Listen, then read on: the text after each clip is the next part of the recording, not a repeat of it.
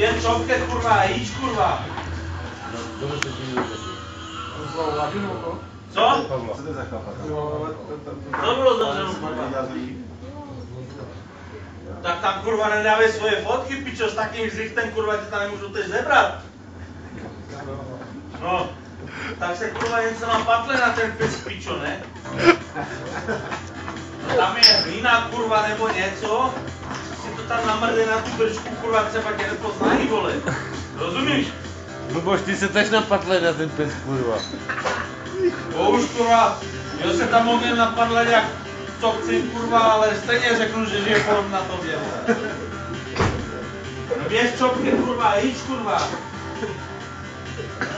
No, tohle noc harná. Tomek, dívej se, kurva. Karinka to baví, kurva, rozumíš, běž čopky a choď, kurva.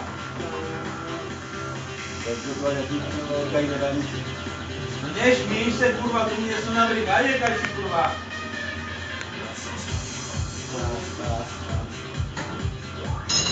Půl třetí, za chvíli stáváš na šichtu, kurva. Kamaráde, to není jenom tak. Rozumíš?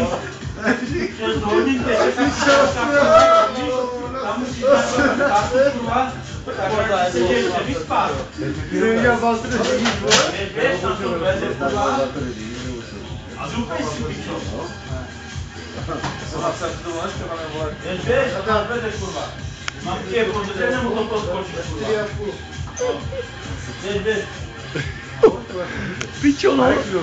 On ho normálně vyhodil, kurva.